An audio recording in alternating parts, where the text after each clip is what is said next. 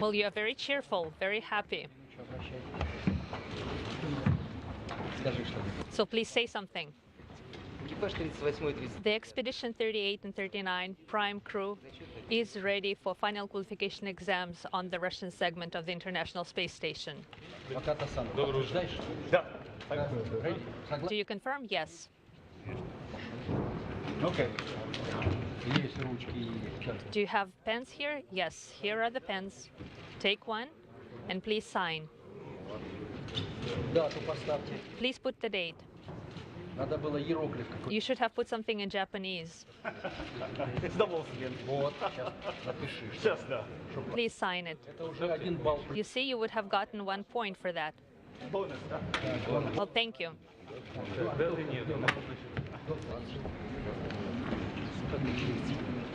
Thank you. For Rick Pistracchio for NASA TV, you have reached the final home stretch of your preparations and training for flight. How significant are these final qualification exams, and what is your level of excitement as you're preparing for your mission? Well, of course, as we get closer and closer to launch, I get more and more excited, and I think we're more than ready to go. These last few exams are a great way just to finish polishing all the years of training that we had. NHK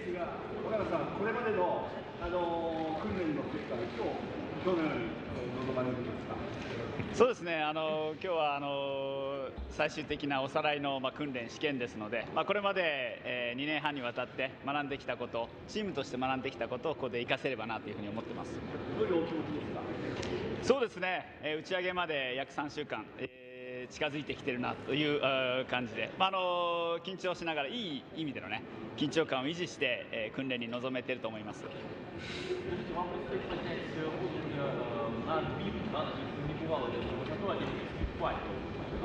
What about the Olympic torch? How did you prepare for that? To take it to orbit? Well, we did not prepare in any special way. We did not put any special effort into this in terms of the method or procedure of how to perform those actions. We prepared psychologically, though, because not only it is important to do the action, but it is a symbol, and you have to feel something about it. No, it's not difficult. It's very interesting. It's a constant cultural exchange and mutual enrichment that we are going through. What are you going to do at the station? Well, that's a very broad question. We'll be working. That's our main goal. Beside the Olympic torch, are you going to do anything interesting? Well, how shall I put it? I don't want to say anything negative at this point. It's actually the Olympic torch beside everything else, not everything else beside the Olympic torch. Koichi Wakata, it's been more than actually 4 years since you've been up to the International Space Station. How much are you looking forward to getting back up to your home in space? Oh, this time it's going to be a little longer duration of stay compared to my previous flight, and then there are new modules already here, and then especially Cupola. I'm very much looking forward to looking at the beautiful home planet through the window. So there are new things I've never seen before, so I'm very much looking forward to this. 若田さん、すみません、船長としての任務について改めてどういう意欲そうですね、半年間にわたる、軌道上での作業の後半でその船長も担当しますけれども、やはりチームワークを保つために、クルー間、それから各ミッションコントロールセンターの皆さんとの、コミュニケーションをしっかりとって宇宙ステーションの利用の成果を最大限に出せるように頑張りたいなというふうに思います。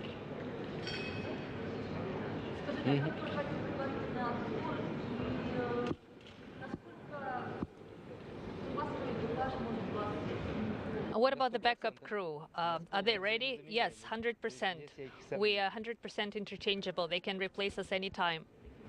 Well, how are the crews selected? Well, there is a special procedure for that, and it's been working. It's a very complex procedure.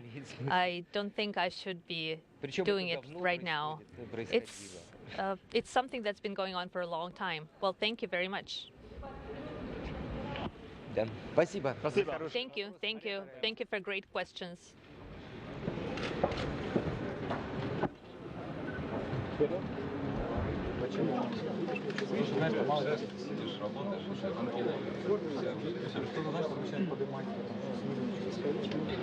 We начнем наши работы по формату 4. We are very interested in the Olympic torch, and where did the idea to take it to orbit come from? Well, this has been a decision by the Olympic Committee. There is a special committee that deals with the scenario of the Olympic relay. And we've been approached with that idea to take the Olympic torch into space. And just to be sure that you understand, please understand there will be no open fire either on the station or in outer space. What about the backup crew? Well, our crew member already answered your question. They are 100% interchangeable and they can step in anytime. The selection of crew is done based on the readiness of crew members. Some people have already been very well prepared. They have already been to the station. They understand the timeline. And they are selected based on how well they are ready. So when this current crew was formed, they were formed together with the backup crew, and we kind of hope that they will fly on time, but just in case something happens, the backup crew can step in. Basically until the very last moment when the crew don their spacesuits, get on the bus, and come to the rocket. And so the backup crew will return back after they get to the launch pad. Right now we are preparing for the final exam of crew training on the Russian segment of the International Space Station. We are working on procedures with the Mission Control Center, with making sure the crew knows how to respond to off-nominal situations. Is it the first time that a Japanese citizen is a crew commander? I do know Koichi for a long time. We met more than 20 years ago when Vladimir Titov and I came to the United States to prepare to our shuttle flight. And at that time, Koichi was one of the international astronauts selected. So we've been friends for a long time. It's not his first mission, and I'm sure he's a professional astronaut that will tackle whatever issues he might have. This is not a very common flight because the crew will be on board the station for a long time. Well, it's not the first time it's going on. It's a direct rotation, as we call it. Once we've started having 6 crew members on board, the most important part of rotation is called indirect rotation. It's that the new crew arrives, and then sometime after the crew that was on board the station before leaves. We are trying to make sure that not too many people remain on board at any given point of time. Because of the Olympic torch, we had to change the timeline for crew departure. This time it will be a direct rotation, and for some time we will have 9 people aboard the station. But please understand, this is not uncommon. We had that before, and we actually had more people on the station, or when shuttles were flying. We had situations where we had 6 crew members for the station and plus the shuttle crew. So this is just for rotation of Soyuz vehicles and for the Olympic torch.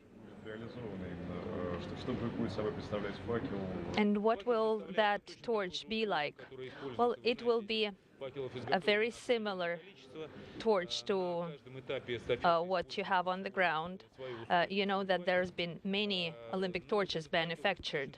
This specific torch will be exact same as the one on the ground, but it will not contain any fire, any flame.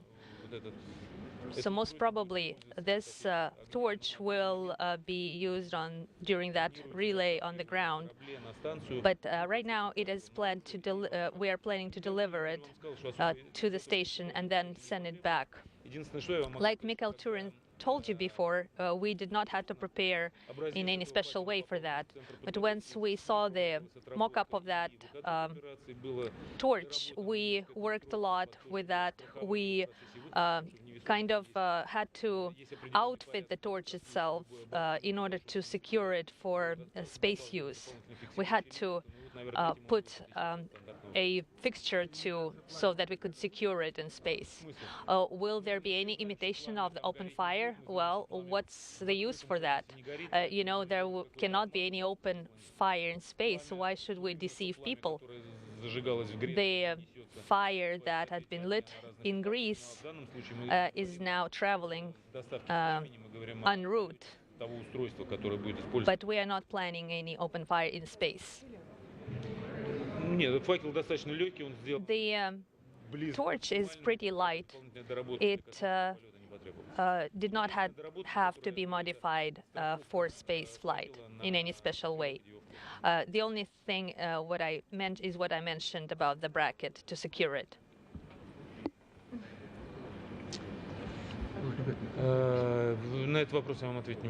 I cannot answer that question. And what is that safety fixture that you installed? Well, this is a ring, a safety ring, that a clap will clap onto, because it is kind of hard to hold the torch in the spacesuit glove. So that's why everything has those rings, the safety rings, just in case the crew member, the EVA crew member, drops the torch, because sometimes they will need to hold on to the safety railings and not hold on to the torch itself. In this case, the torch must be secured and tethered. It can be either tethered to the spacesuit or to the rails that are installed on the station hull. This will depend on the procedure.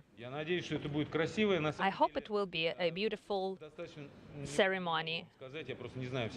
I don't know the exact timeline. The Olympic Committee has been working on it. But the meaning of this ceremony is that the crew delivers the torch on board the station, and the crew that are already on board will be doing the EVA a spacewalk with the torch, and so that torch will be flying around the Earth while in outer space. And then Fyodor Yurchikhin will be flying back on the 11th, and on the 11th the torch will be brought back to the ground after it had orbited the station for several times.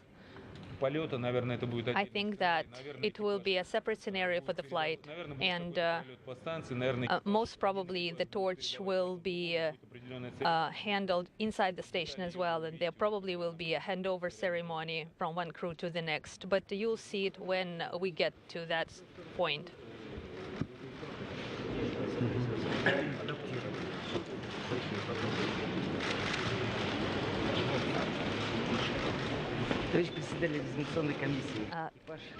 Chairman of the examination committee, the crew of ISS 38 and 39 expedition is ready for the certification examination on the Russian segment.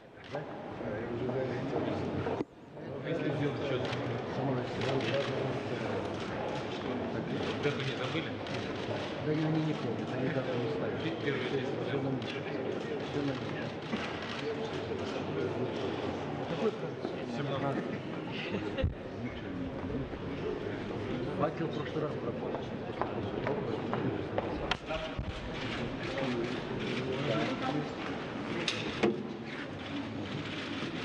Я думаю, как-то так, да? Одну секунду. Just a second.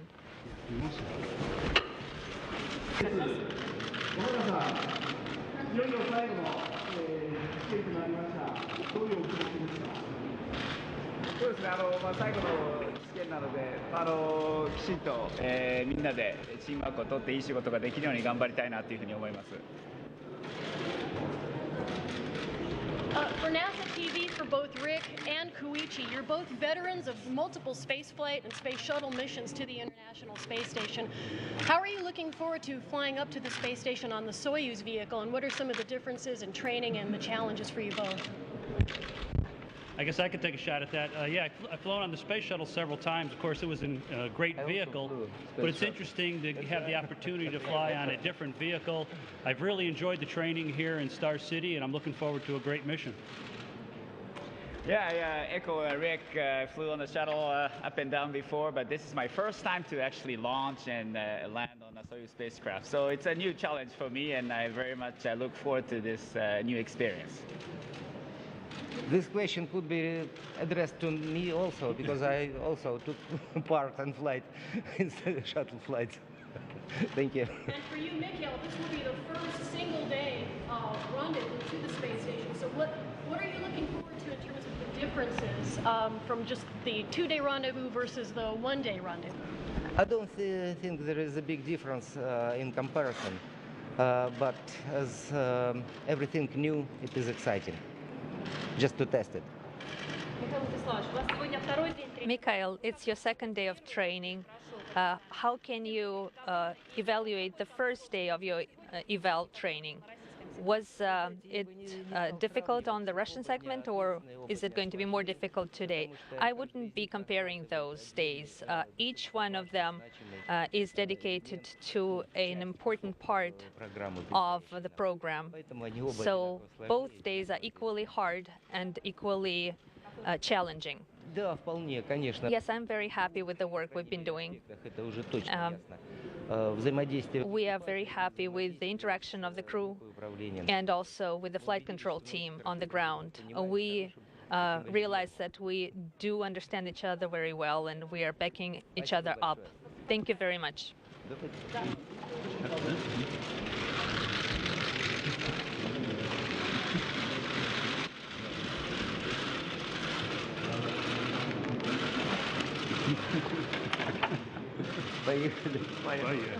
Let's go. Thank you. Thank you very much.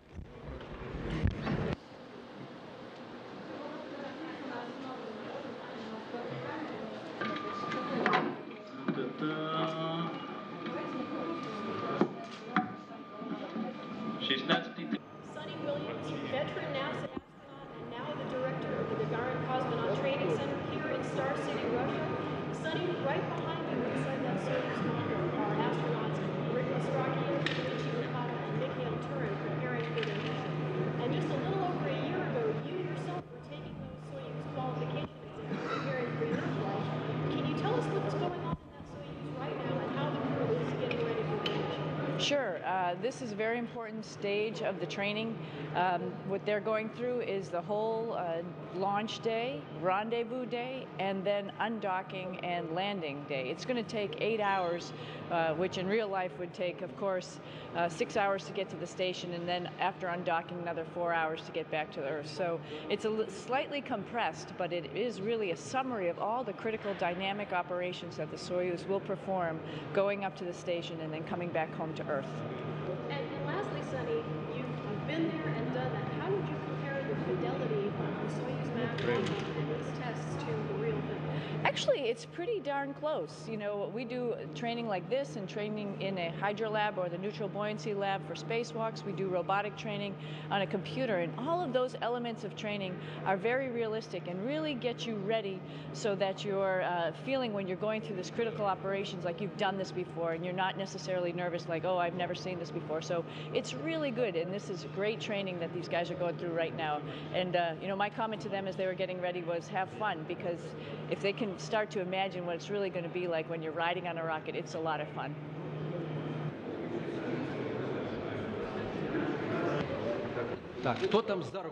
Well, is there somebody shaking your hand? Stop that. Dear Chairman of the committee, the backup crew is ready to take the test. Good job.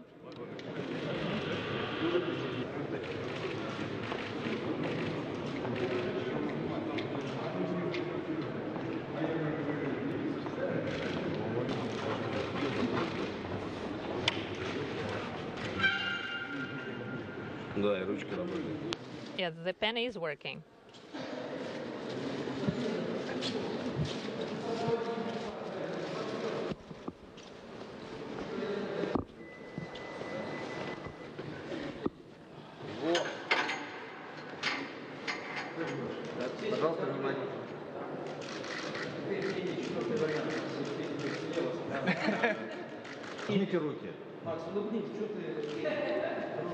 Max, can you smile? Give us a smile. And let's hold hands.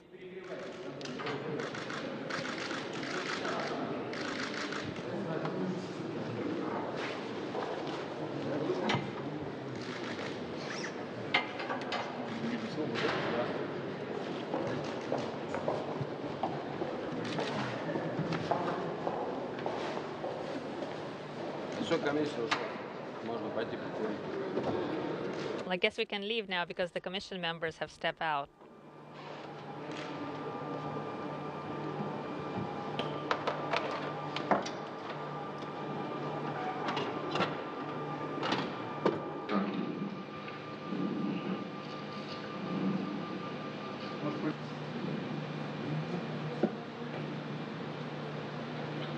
Exactly. Yeah, exactly.